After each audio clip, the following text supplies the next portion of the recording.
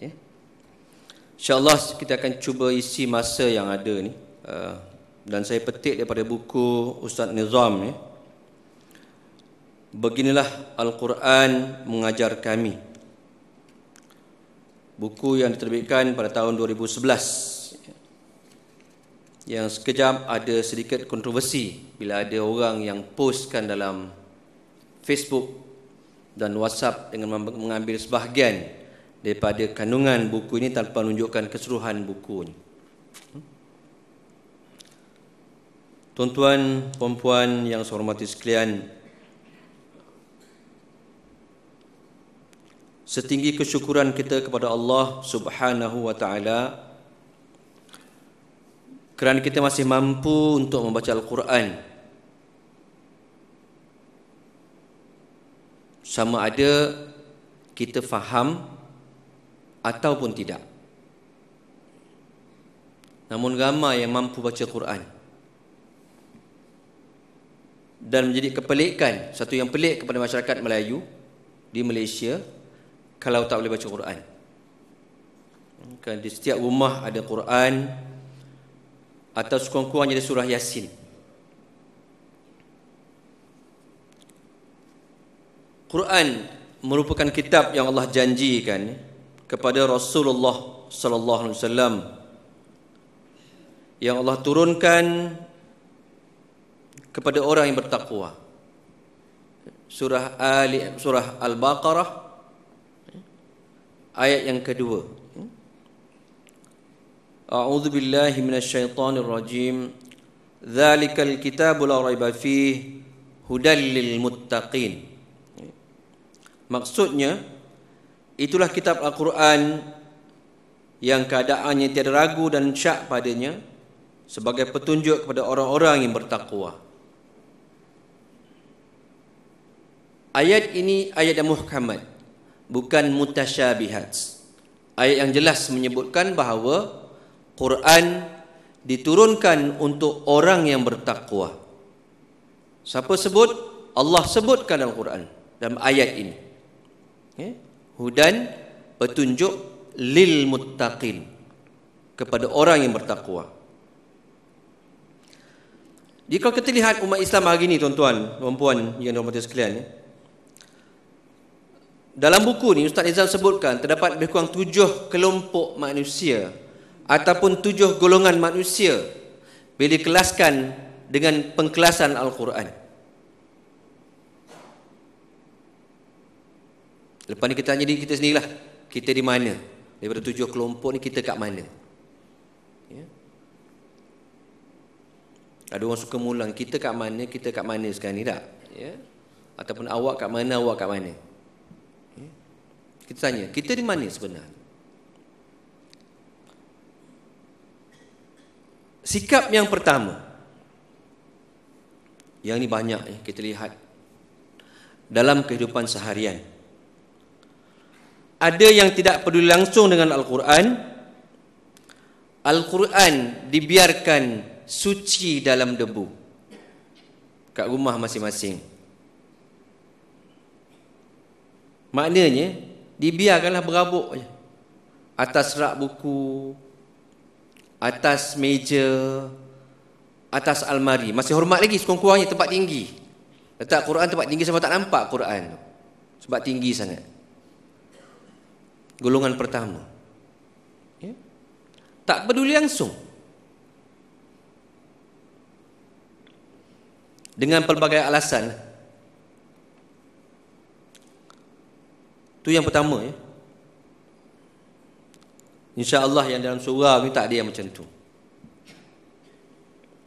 Golongan yang kedua, ada yang enggan dan takut untuk membaca Al-Quran hanya kerana sebutan hurufnya tidak berbunyi seperti sebutan Arab. Malah hukum tajwidnya lintang pukang. Tak boleh baca Quran sebab makhraj tak betul, kan? Lafaz sebutan tak betul, tajwid tak betul. Dia kata ustaz pernah sebut, kalau baca Quran tak betul berdosa. So daripada berdosa tapi tak payah baca. Ini golongan kedua. Tak baca lah.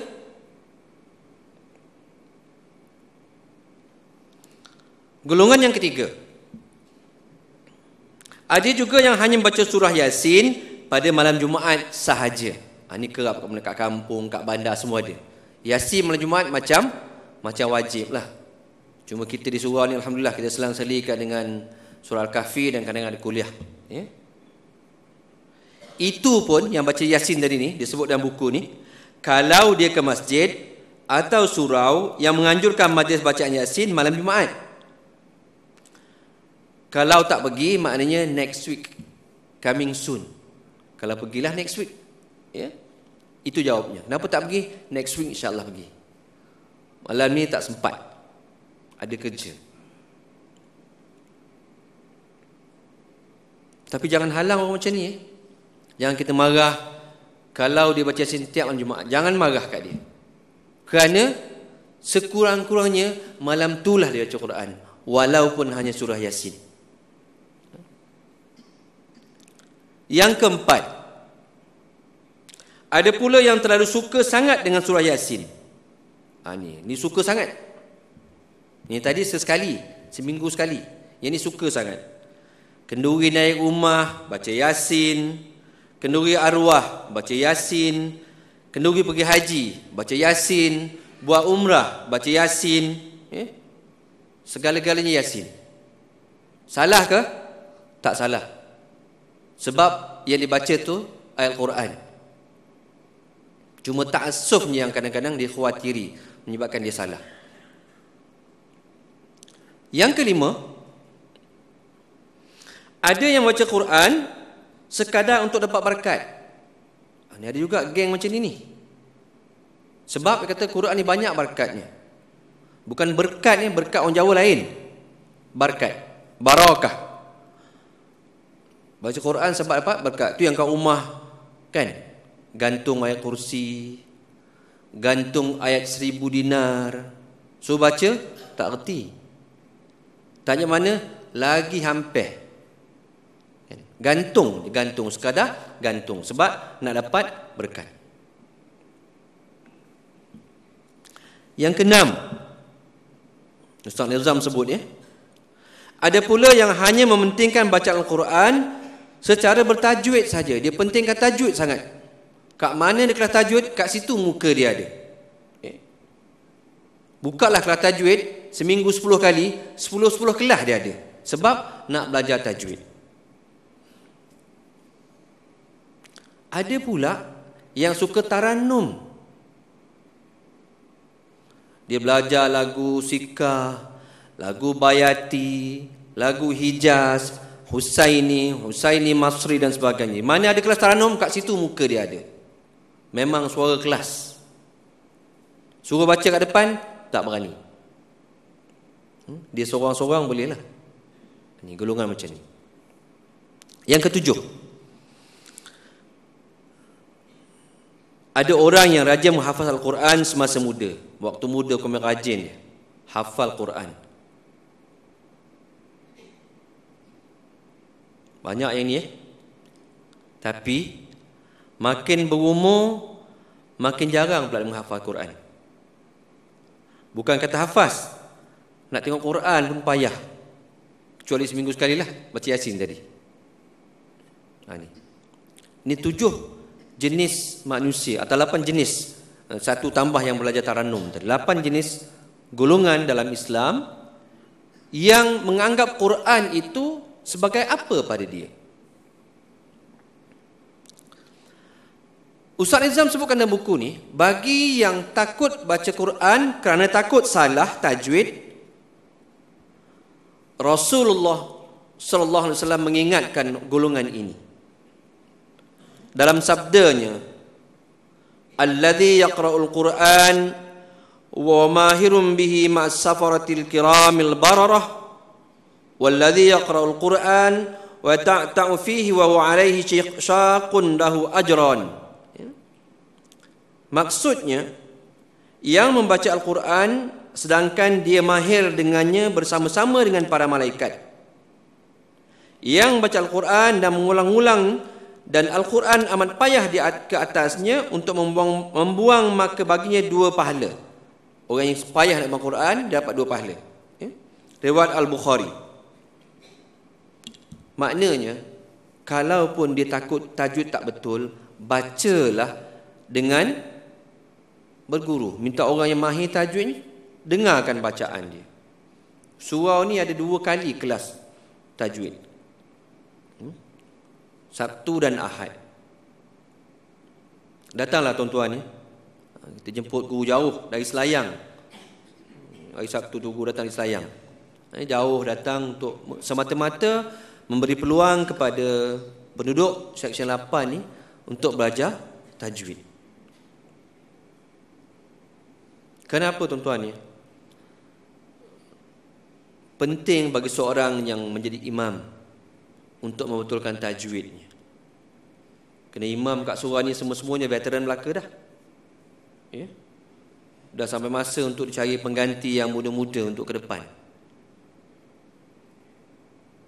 Cuma masalah kita orang Melayu ni, bila belajar Quran, suruh baca, dia takut nak baca, takut salah. Takut kena tegur, malu kena tegur. Sampai bila kita nak macam tu? Tuan-tuan ni.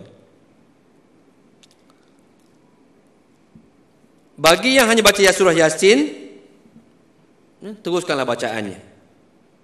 Cuma Ustaz Nizam sebutkan dalam bukunya ini, janganlah dihadkan bacaan Al-Quran terhadap surah Yasin sahaja. Sebab apa? Sebab Quran tu ada 114 surah. Bukan satu surah, bukan surah Yasin, ada 114 surah. Jadi tukar-tukarlah. Minggu ni baca surah Yasin, minggu depan dia surah Al-Kahfi, okay? Minggu depan lagi baca surah apa? Surah Ar-Rahman misalnya. Panjang sangat baca surah Al-Qiyamah, pendek sikit. Nak pendek lagi baca surah Al-Fil, kan? Nak pendek lagi baca surah Al-Kautsar. Tukar-tukarlah. Banyak lagi surah yang boleh dibaca malam Jumaat, umpamanya yang ini, yang amat dianjurkanlah surah Al-Kahfi. Kerana Rasulullah sallallahu alaihi wasallam bersabda yang mafhumnya, hati Al-Quran ialah Yasin. Seseorang yang membaca surah Yasin kerana menghendaki kerana Allah dan hari akhirat, pasti Allah mengampunkan dosanya. Itu surah Yasin ni, hati Quran. Surah Kahfi dalam hadis kita digalakkan untuk baca. Malah disebutkan bagi mereka yang baca surah Kahfi pada setiap hari Jumaat dengan betul, dengan tertil, Allah akan pelihara dia daripada melakukan dosa sepanjang minggu hingga sampai Jumaat berikutnya. Surah lagi yang dianjurkan surah Al-Mulk, surah raja-raja. Kenapa? Sebab Rasulullah sallallahu alaihi wasallam sebutkan surah dan riwayat At-Tirmidzi ya. Inna suratan fil Quran 30 ayah syafa'at li sahibiha hatta ghufira lah. Sesungguhnya terdapat sebuah surah dalam Al-Quran yang memiliki 30 ayat. Ia mempunyai syafaat kepada pembacanya hingga dia diampunkan. Disebut juga bagi yang malas nak baca Quran, kan surah tu panjang-panjang. Sekurang-kurangnya setiap malam nak tidur ni, bacalah surah Al-Ikhlas. 4 ayat je. Qul huwallahu ahad, Allahus samad, lam yalid wa lam yulad wa lam yakul lahu kufuwan ahad. 4 ayat. Tak sampai pun 5 minit. Dan seboleh-bolehnya usahakan membaca dalam keadaan berwuduk. Lebih baik, lebih afdal. Yang penting baca Quran. Baik. Kenapa? Bagi mereka yang menjadikan Quran sahabatnya, bagi mereka yang merapatkan diri dengan Quran, insya-Allah di hari kiamat kelak Al-Quran akan jadi syafaat kepadanya, sebagaimana Rasulullah SAW sebutkan dalam hadisnya, bacalah Al-Quran, maka sesungguhnya ia, Al-Quran akan datang pada hari kiamat sebagai pemberi syafaat kepada tuannya. Hadis riwayat Muslim. Bila sebut riwayat Muslim ni hadis sahih. Dua kitab Quran, dua perawi yang utama, Bukhari dan Muslim, ataupun kadang kita jumpa muttafaqun alaih, maknanya diriwayatkan oleh kedua-duanya. Hadis ini hadis sahih. Kerana Imam Bukhari tidak pernah menulis dalam kitabnya hadis yang bukan sahih. Begitu juga Imam Muslim.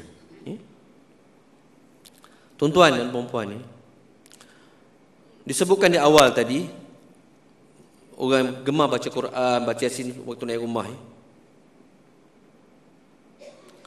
Bukan tak boleh, malah dimolek.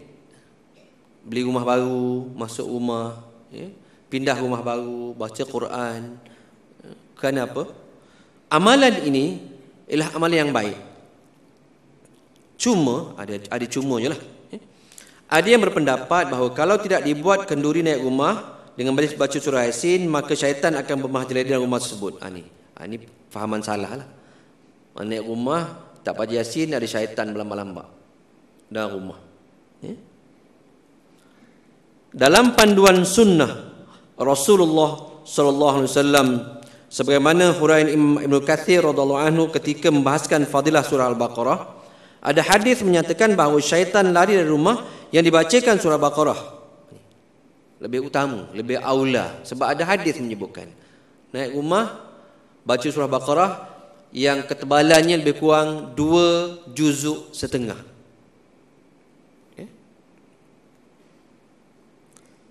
Rasulullah sallallahu alaihi wasallam menyebutkan, la taj'alu buyutakum quburan fa innal baita alladhi taqra'u fihi suratul Baqarah la yadkhulu syaitan. Maksudnya, jangan jadikan rumah kamu ibarat kubur, gelap gelita, senyap sunyi. Maka sesungguhnya rumah yang dibacakan padanya surah Al-Baqarah, syaitan tidak akan masuk ke dalamnya. Riwayat At-Tirmidzi. Tuan-tuan, kita lihat sekarang kan, berbagai peristiwa pelik berlaku, berbagai kerosakan moral berlaku hari ini, berbagai peristiwa yang berlaku hari ini, bermacam penyakit yang kita lihat hari ini. Bagi saintis, dia akan katakan, oh, itu semua kerana virus. Namun, bagi pengamal Al-Quran akan menyebutkan bahawa sebahagian daripada sebab berlakunya penyakit ialah kerana manusia meninggalkan Al-Quran. Dia akan hanya tengok Quran bila perlu je. Masa bila perlunya, mungkin masa berlaku kematian. Tak pernah baca Quran, waktu itulah dia ambil Yasin, baca Yasin. Itu pun suara tak keluar. Sebab takut orang dengar. Takut salah. Takut pada diri sendiri.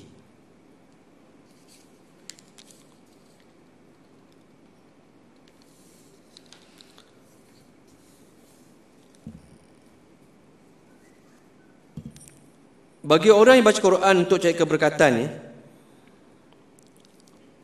yakinlah, percayalah bahawa memang Al-Quran adalah sebuah kitab yang diberkati.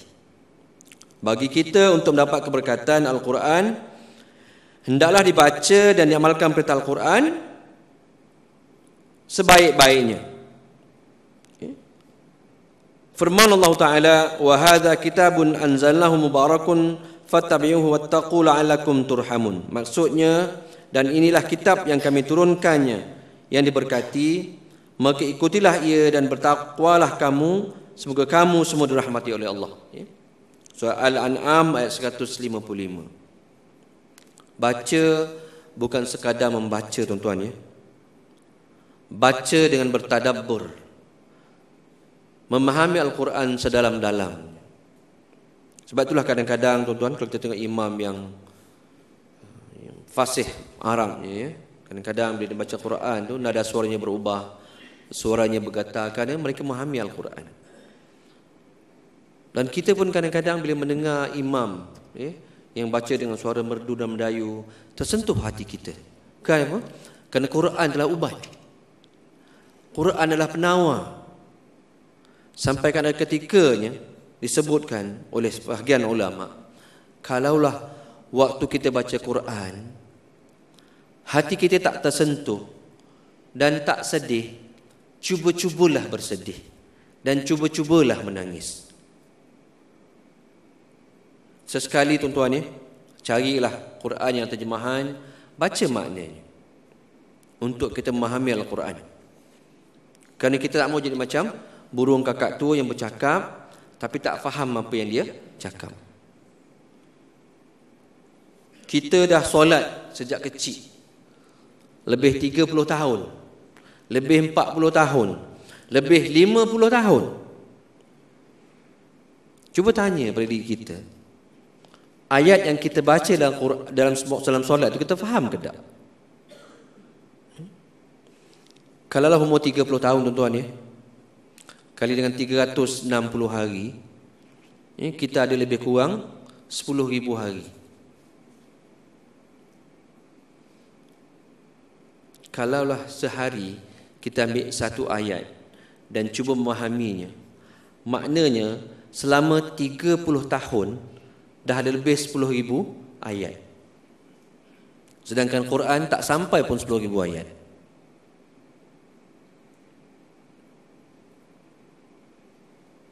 $6,236 lebih kuranglah angka itu. Saya tak ingat angka sebenarnya ya. Itu kalau kita ambil satu hari satu ayat. Kalau ambil seminggu satu ayat, setahun ada 54 minggu. 30 tahun ada 1650 minggu. Maknanya ada 1650 ayat yang kita boleh faham. Kenapa tak faham ya? Kerana kita, termasuk saya lah, tak berapa nak ambil berat untuk memahami Al-Quran, untuk bertadabbur dengan Al-Quran, dan untuk berbicara dengan Al-Quran, untuk berkata-kata dengan Al-Quran.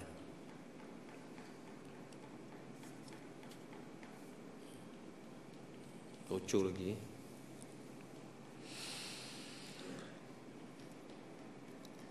Membaca Al-Quran dengan melalui tajwid. Ini juga disebutkan kan ayatnya, warattil Qur'ana tartila. Allah sebut, maka bacalah Al-Quran dengan tartil. Maknanya betul bacaannya. Surah Al-Muzammil ayat 4. Kerana memang dia berpatah dengan syariat Allah SWT. Kita kena baca Quran dengan betul, bertartil. Quran perintahkan begitu. Namun tartil ini mempunyai beberapa tafsiran para ulama. Antaranya disebutkan kat sini ialah sebutan huruf yang jelas bermakna tartil. Imam Ghazali rahimahullah menyatakan dalam kitab Ihya Ulumuddin bahawa bacaan Al-Quran yang sebenarnya adalah dengan penyertaan lidah, akal dan hati. Bahagian lidah ialah membentulkan huruf dengan tartil, akal pula dengan pemahaman makna, dan hati pula dengan iktibar. Ini yang dikatakan tadabbur. Tentang kewajipan baca Quran dengan tajwid dijelaskan lagi. Baca Quran dengan betul, dengan lidah, dengan hati dan dengan perasaan kita, dengan akal kita, memikirkan apa yang kita baca. Rasulullah SAW juga bersabda, laisa minna man lam yataghanna bil Quran. Maksudnya bukanlah daripada golongan kami sesiapa yang tidak berlagu dalam Quran. Rasulullah sebut ya, maknanya bertartil itu juga digalakkan. Bertaranum amat digalakkan. Sebab itu tak salah nak belajar taranum, pergilah belajar taranum. Nak belajar tajwid, pergilah belajar tajwid. Kerana itu memang dituntut. Baca Quran dengan bertartil. Oleh itu, kita semua diseru untuk baca Quran dengan bertajwid. Dan tajwid hanya boleh kita betulkan dengan belajar, dengan berguru. Dan berguru pula kita kena baca. Bukan sekadar mendengar orang lain baca, tapi kita tak baca. Kita kena baca sama. Ya? Ini perlu bagi contoh, ya. Perlu bagi contoh. Bagi orang bukan Arab, macam kita ni, makannya sirih, budu, cincaluk, apa lagi? Belacan, apa lagi, ya? Rendang dan sebagainya. Sudah tentulah sebutan huruf tak sama dengan orang Arab.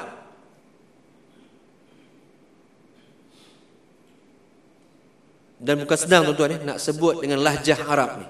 Bukan senang. Kerana sebagian orang Arab pun tak betul juga lahjahnya. Tak lagi kita orang Melayu. Kalau orang Cina, bukan nak menghina orang Cina misalnya kan, nak sebut huruf Ra, susah untuk dia. Nak sebut R, sukar bagi dia.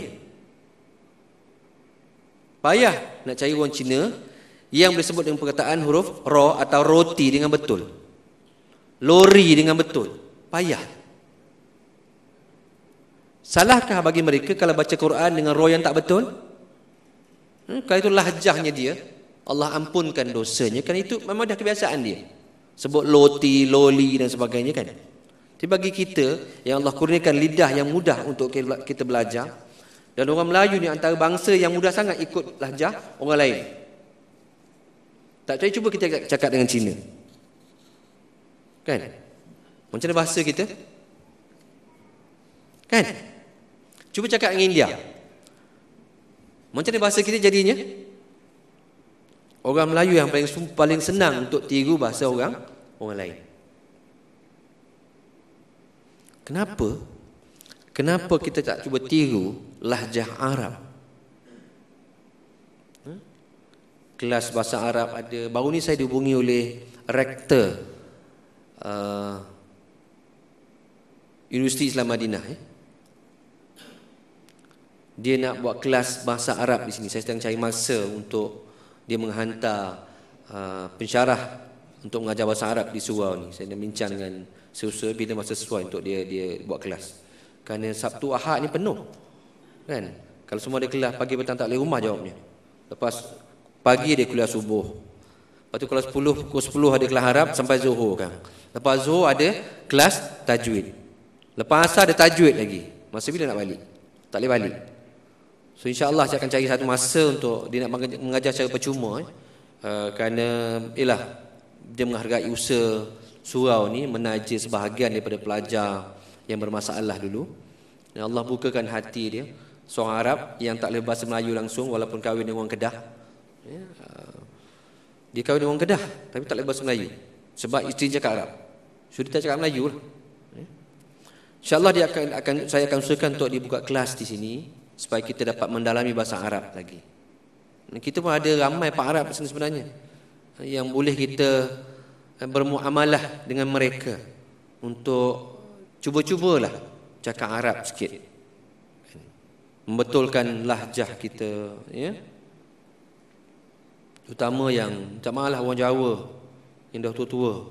Kerana saya Jawa juga, saya tahulah susahnya orang Jawa tua-tua ni nak betulkan bahasa, membaca Quran dengan betul. Al-Fatihah tu pun 30 tahun sebut Al-Fatihah lagi. Ini bukan menghina, tak. Dah itu lahjahnya. Saya ni anak Jawa, saya tahulah. Susahnya nak betulkan atuk-atuk, pakcik-pakcik yang memang dari kecil begitu sebutannya. Dah itu lahjahnya, macam mana?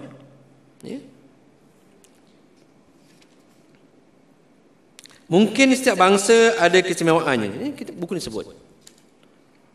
Dan kekurangan. Ada istimewa, ada kurangnya. Macam orang Kedah. Ada istimewanya, ada kekurangannya. Tak erti basikal dia. Gerek sepanjang masa. Kan? Mungkin sebahagiannya lah yang duduk ulu-ulu. Bagi orang Terengganu, tak boleh sebut makan sampai sekarang. Jalan tak boleh sebut sampai sekarang. Tapi ada keistimewaannya sendiri yang kita tak tahu. Allah berikan keistimewaan kepada bangsa itu sebab ada sebabnya. Yang penting Kesalahan dalam sebutan huruf atau al-lahn boleh dibahagikan kepada dua. Ini. Yang pertama, kesalahan yang jelas, lahnu jalli. Apa dia kesalahan yang jelas? Kesalahan ini zahir dan orang awam boleh mengesan kesalahannya. Maknanya kita orang biasa pun dapat kesan kesalahannya. Contohnya, kesalahan dalam baris yang boleh mengubah makna. Itu lahnu jalli, mengubah makna. Tetapi ada yang kedua, kesalahan tersembunyi, lahnul khafi. Kesalahan ni hanya boleh dikesan oleh pakar je. Bila baca Quran, dia berkata, itu salah tu dia kata. Betul kan? Baris tak betul. Itu baris atas, bukan baris bawah. Itu huruf fa, bukan pa. Itu huruf shin, bukan sin. Itu sod, bukan sa. Ini pakar boleh kesan. Kadang-kadang nak betulkan anak kita yang kecil ni pun kan, yang baru nak belajar Quran ni pun, kalau kita latih dari kecil, insya-Allah kita boleh betulkan dengan baik, dengan mudah ya. Kewajipan bertadabbur dengan Quran. Bagi yang rajin baca Quran dan menghafaz Quran, yang rajin baca dan menghafaz ya, semasa muda, disebutkan ni khas ni, semasa muda, kemudian melupakan amalan itu, ingatlah bahawa hafazan Al-Quran mudah hilang.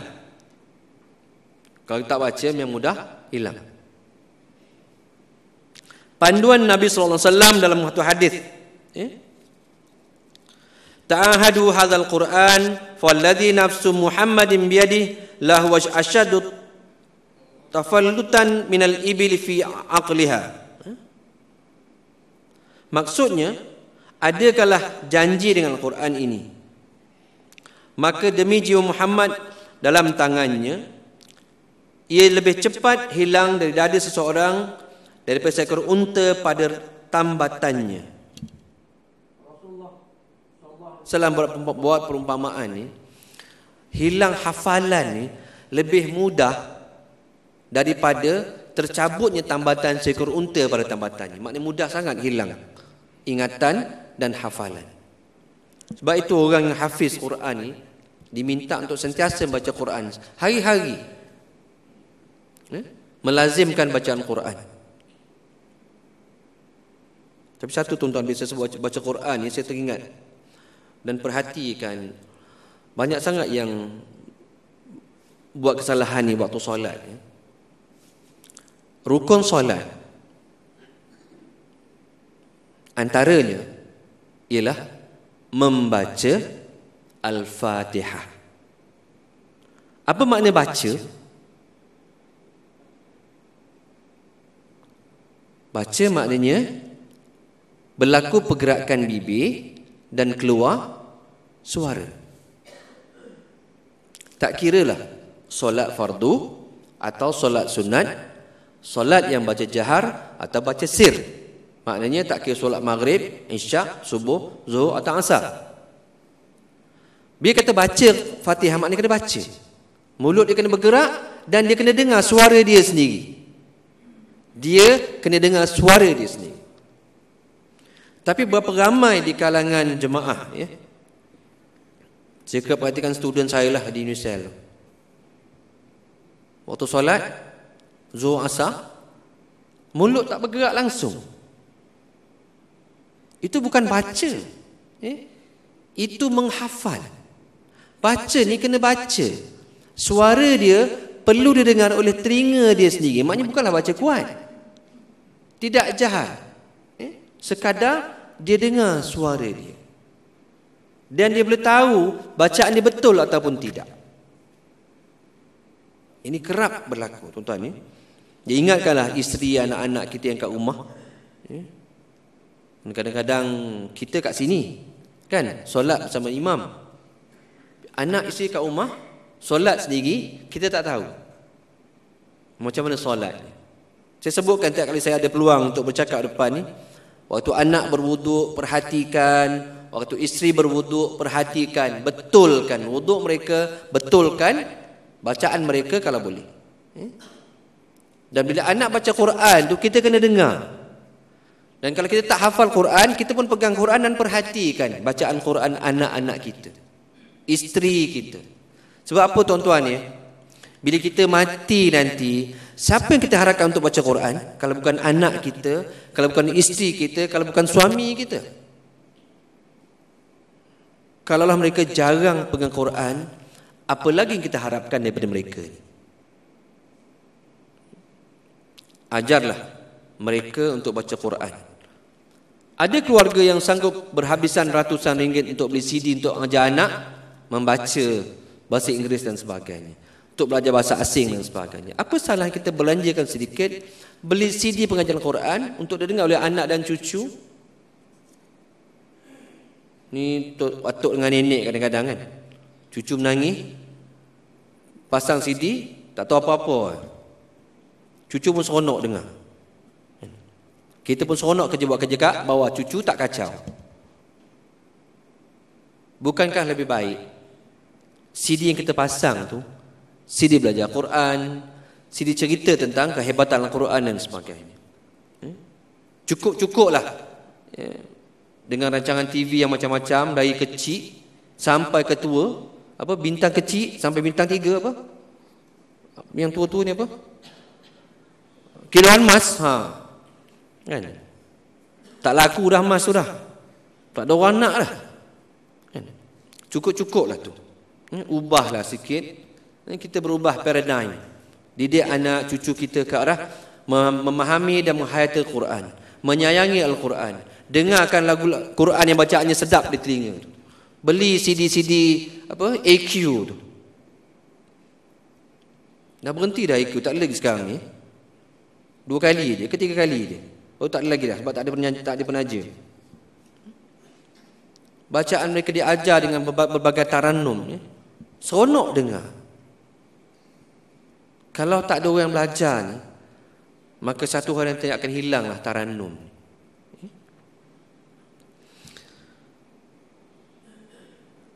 Satu lagi yang perlu kita lihat, tuan-tuan dan puan-puan ni lah, menjadikan Al-Quran sebagai petunjuk, iaitu usaha memahami Al-Quran melalui perintah bertadabbur. Inilah antara arahan penting Allah Subhanahu wa taala berkata dengan Al-Quran ni, sebagai firman-Nya, a'udzubillahi minasyaitonirrajim, qad ja'akum minallahi nurun wa kitabun mubin yahdi bihillahu man ittaba ridwanahu subulas salam wa yukhrijuhum minadh dhulumati ilan nur biidnih wa yahdihim ila siratim mustaqim. Maidah 15 dan 16. Sesungguhnya telah datang kepada kamu cahaya daripada Allah dan kitab yang nyata. Dengannya Allah beri hidayah, jalan-jalan keselamatan kepada sesiapa yang menurut keredaannya, dan Allah mengeluarkan mereka daripada segelap gelita kepada cahaya dengan izinnya, dan Allah menunjukkan mereka kepada jalan yang lurus. Bagaimanalah kita nak dapat hidayah, tuan-tuan ya? Kalau Quran pun kita tak baca, bagaimana kita nak terang kubur kalau Quran pun tak baca? Bagaimana kita nak dapatkan lampu suluh kalau Quran pun kita tak baca? Selain bersedekah yang kita berikan, kita infakkan, Quranlah antara yang paling mudah untuk kita lakukan. Alhamdulillah di surau ini setakat ni lah, alhamdulillah, tiap kali lepas waktu subuh, kecuali subuh Isnin, kita bacakan Quran, kan? Kita baca bersama-sama dan dibacakan maknanya oleh imam. Sekurang-kurangnya dapat kita baca Quran 1 hari sekali. Itu paling tidaklah subuh tu. Yang datang subuh lah. Yang tak datang baca kat rumah sendiri, kan? Yang datang subuh, yang tak balik awal, boleh bersama dengan imam untuk baca Quran. Yang tak sempat sebab waktu kerjanya awal, sekarang subuh pula lewat, habis 6.40 solat subuh kan, nak kena bekerja 6.30 Assalamualaikum, dia pun bangun untuk pergi bekerja.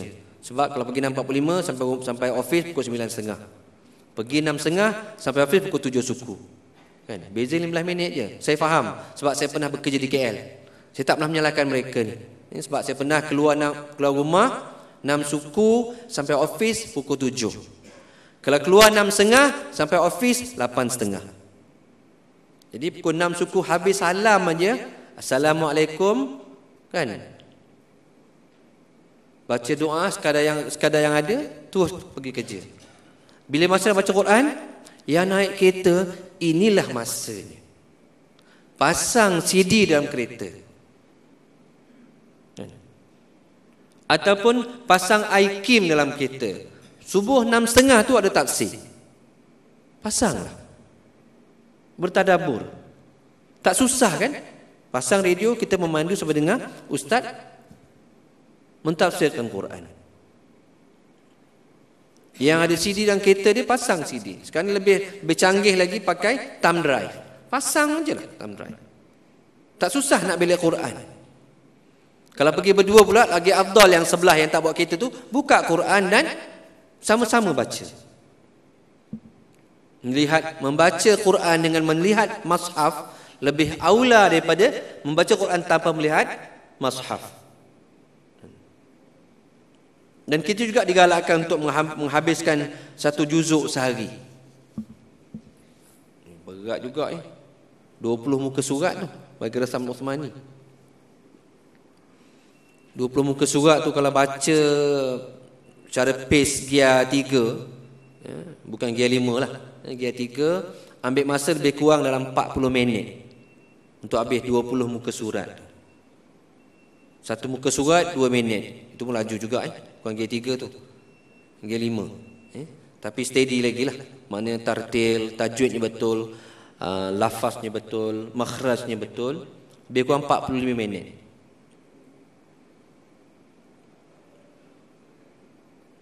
Susah, memang susah. Kalau kita anggap dia susah. Tapi tuan-tuan kita ada 5 waktu sehari semalam. Buat macam mana? Setiap kali habis waktu solat, lepas habis doa, ambil Quran, baca 4 muka. Baca 4 muka surat, 5 solat, 5 kali solat kita akan dapat 20 muka surat, 1 juzuk.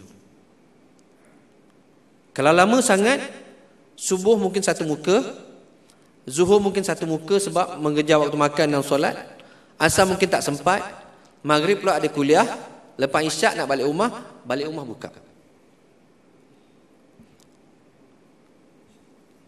1 juzuk kalau boleh. Tak boleh, buat sejuzuk 2 hari. Tak boleh 1 juzuk 4 hari. Tak boleh juga 1 juzuk 20 hari. Makna sehari 1 muka surat, 20 hari 1 juzuk. Sebulan dapat 1 juzuk setengah. Sebulan 1 juzuk setengah. Setahun 18 juzuk. 2 tahun khatam lah.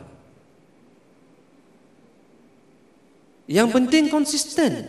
Tiap-tiap hari baca Quran walaupun 1 muka. InsyaAllah 2 tahun khatam lah 30 juzuk. Dan ulang lagi. InsyaAllah kalau kita konsisten macam tu, Allah akan berikan kita keringanan untuk mempercepatkan bacaan dan memudahkan kita menamatkan 1 juzuk dalam masa yang kita harapkan. Dan usahakanlah untuk mewujudkan satu rumah ni seorang hafiz. Senang sikit imam surau ni. Kalau setiap rumah ada hafiz kan, masa cuti-cuti sekolah macam ni, tolaklah ke depan jadi imam. Bolehlah berehat yang lain. Maklum yang dah berumur, nafas pun dah makin pendek. Yang muda-muda ni suara sedap, boleh angkat suara. Kalau tuan-tuan maupun ada anak jangan segan-segan. Walau umurnya baru 15 tahun, tolak ke depan. Kalau bacaannya betul, tajwidnya betul, itu lebih aula. Kerana syarat pertama imam ialah qari. Bacaannya betul.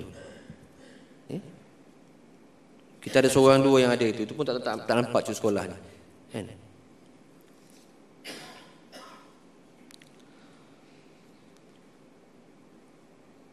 Baik. Arahan terpenting Allah SWT ialah tadabbur Kitabun anzalnahu ilaika mubarakun liyadabbaru ayatihi wa liyatadhakkaru ulul albab. Wa liyatadhakkaru ulul albab. Surah Sad ayat 29. Maksudnya kitab yang diberkati yang kami turunkannya kepada engkau wahai Muhammad agar mereka mentadabbur ayat-ayatnya, agar mendapat pengajaran oleh orang-orang yang mempunyai fikiran. Kalaulah tuan-tuan Kita buka Quran, habis baca satu muka macam kita buat lalu subuh tu, dibacakan maknanya, insya-Allah sekurang-kurangnya kita akan dapat tangkap perkataan-perkataan mudah Arab ni yang bila disebut kita akan faham. Dan malah orang Melayu ni lebih 70% perkataannya adalah daripada bahasa Arab. Cuma kita sedar atau tidak aja. Tapi pelik juga kan, bila baca Quran kenapa tak faham? Kerana yang kita belajar tu satu perkataan saja, dan bahasa Arab ni berpecah kepada banyak mufrad, musanna, jamaknya, kan, fi'il madhinya, mudhari'nya, fi'il amarnya. Daripada mufrad berpecah ke 5-6 perkataan lain yang kadang-kadang kita tak faham. Tapi sekurang-kurangnya kalau kita baca, kita bertadabbur, kita baca makna Quran, setiap kali kita baca Quran, insya-Allah, dan kita ikhlas minta Allah berikan kita, terangkan hati kita, mudahkan kita untuk faham, Allah akan mudahkan kita untuk faham. Mungkin tidak setiap patah, tapi sebahagian ayat itu kita faham. Doalah tuan-tuan dan puan ya. Kerana hidup kita ni bukan lama sangat. Tak lama dah. Dan kalau tengok depan saya yang datang kat depan saya ni pun sekarang ni, ramai yang dah lepas 40 dah. Maknanya kalau ikut ghalibnya dah lebih separuh umur dia. Kalau ikut ghalib umur manusia yang Rasulullah sebutkan 63 tahun Hijriyah, bukan Miladiyah.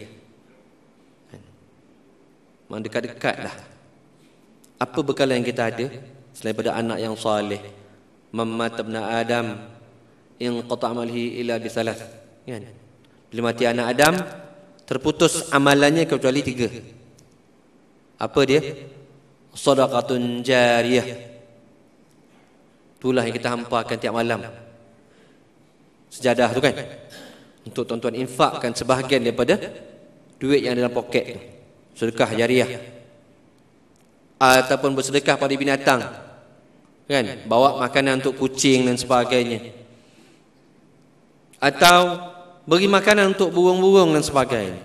Ada kedai kita tengok kan, kedai-kedai yang India Muslim misalnya, ataupun India, rajin dicampaknya beras, kadang gandum, biji gandum tu, bukan tepung gandum, biji gandum untuk burung makan. Itu amal jariah.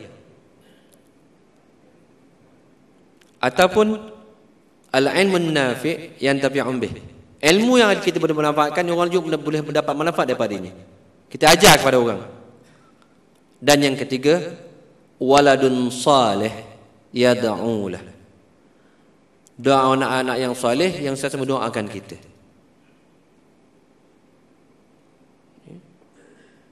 Ini tambahkanlah dengan baca Quran.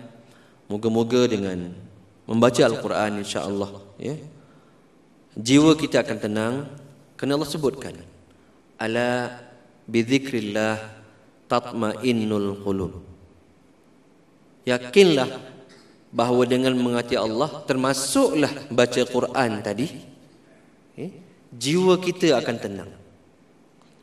Kalau susah hati, tuan-tuan kat perempuan kat belakang, suami nak kahwin lagi kan, baca Quran, insya-Allah. Sambil baca sambil doa lah supaya suami tak berubah hati.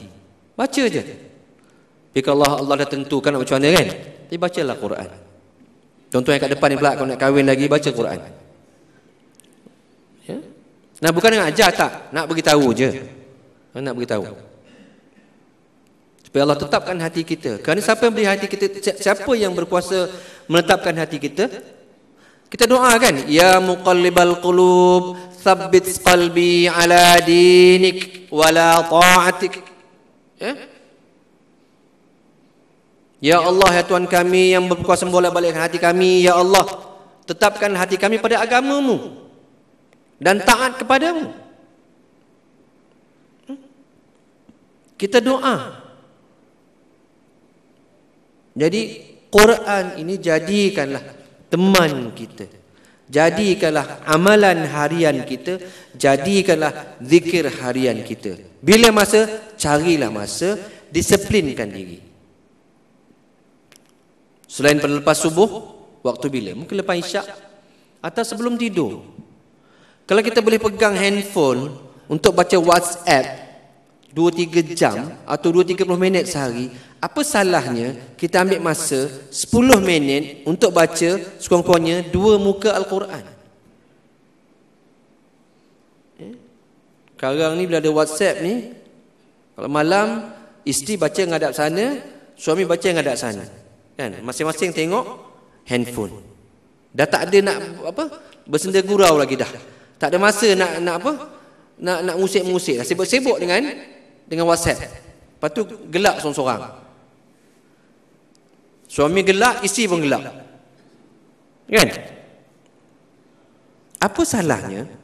Dah habis, okey dah habis dah. WhatsApp, tutup WhatsApp sekejap, duduk baca Quran untuk tidur. Kan? Ni tak, dia gelak sampai tertidur. Telefon jatuh, dia tertidur sampai pagi. Sedap-sedap dah pagi dah. Dengar azan kau apa? Kat handphone. Bahananya handphone sekarang. Quran ada dalam handphone, tapi jarang baca. Sampai keluar apa ni? Keluar message apa? Antara apa ni? Aplikasi yang boleh delete ialah Al-Quran. Sebab tak pernah baca. Ini bahana. Jadikanlah handphone dan sebagainya alat untuk kita dekatkan diri kepada Allah Subhanahu Wa Taala. Ya, tuan-tuan dan puan-puan, kerana cukuplah saya rasa setakat tu ingatan untuk saya sendiri dan juga saudara dan saudari semua. Kerana kita hidup tak lama, ya, terutama yang dah melebihi angka 50, macam saya juga, makin dekat dah. Kubur kata marilah, rumah kata cepat-cepat kalau keluar, dia kata. Apa bekalan kita?